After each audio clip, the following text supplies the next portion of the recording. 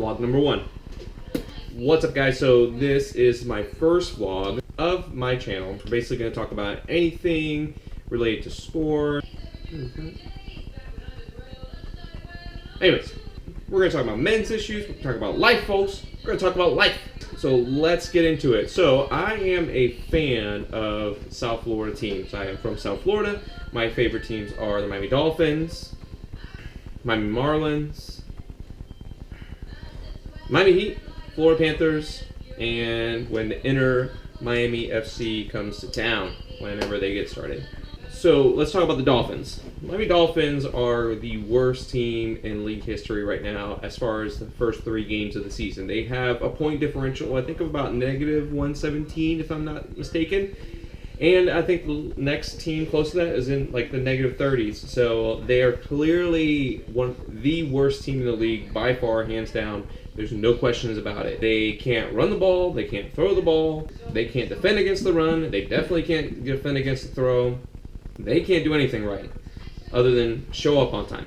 But there's a bright side. So let's talk about what they're doing this year. So obviously, for all intents and purposes, they are tanking. Whether you want to call it rebuilding, restructuring, planning for the future, whatever it is that you want to call it, they're definitely not going to go to the playoffs this year. They're probably going to have the worst record in the league this year.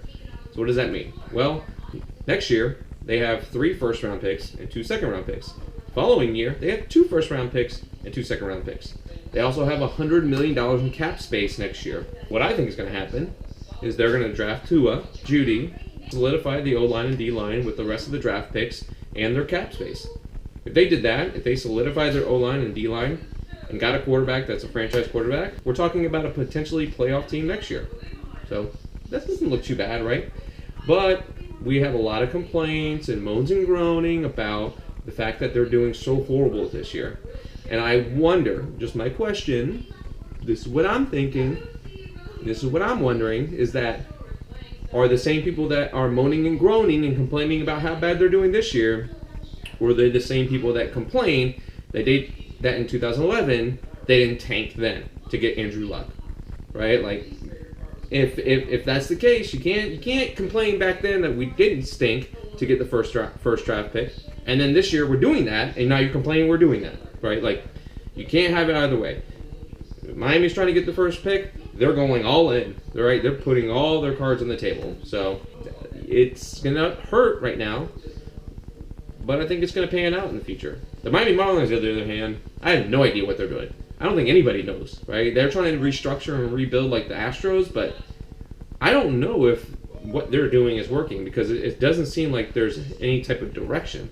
Are they trying to be a power team? Are they trying to be defense? Like, what are they trying to be? So, Miami Heat, on the other hand, they look really good. I'm pretty excited about how they're going to be. Are they going to be a championship team next year?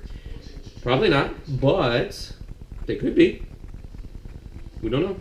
But I tell you, next year and the year after that, it's going to be pretty good because we got some players that are going to coming off the books, and they're probably going to get some free agents that are going to be really big whales. So that's the state of where I'm at as far as a South Florida fan. I don't know what you guys think. Put in the comments below.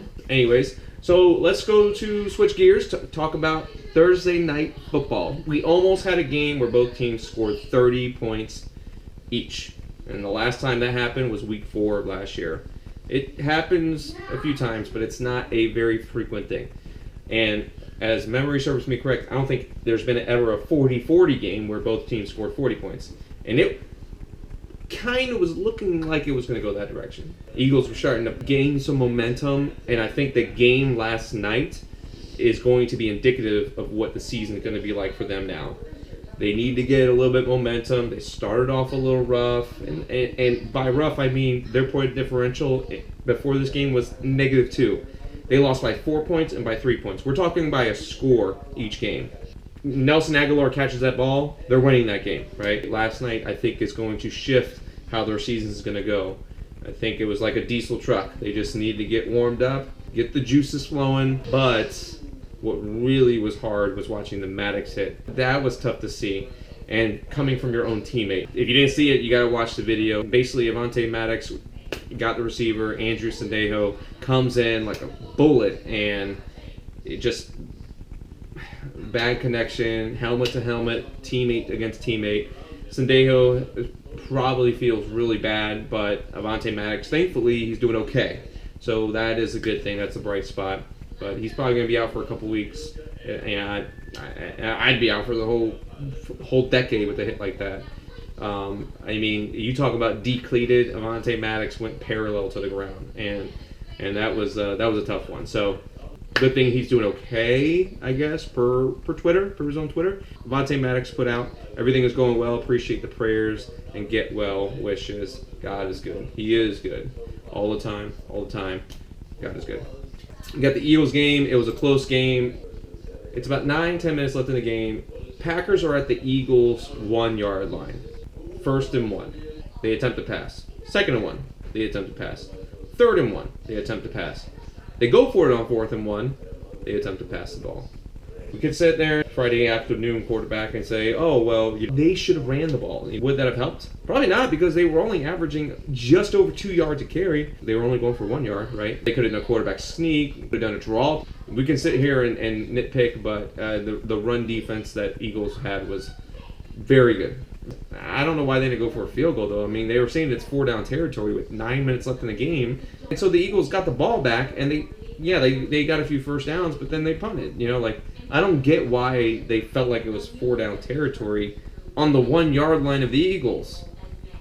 I don't get it. So I'm not Coach LaFleur. I think he's related to Peter LaFleur. Bold move, Cotton. Bold move.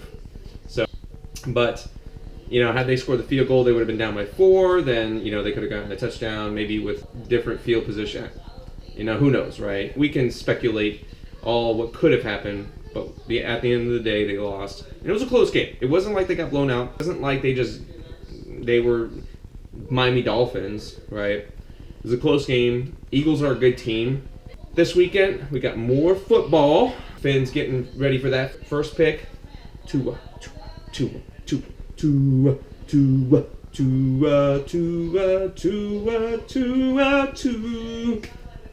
fish. Just goes well, right? Like Tua, tuna fish, Miami Dolphins, fish. Tua just goes with, he's Polynesian, I think, right? So the ocean, Dolphins are in the ocean. Just make it happen, right? So, anyways, hope you enjoyed this video. If you like it, click subscribe, click the like button, get the notification button going. I'm out.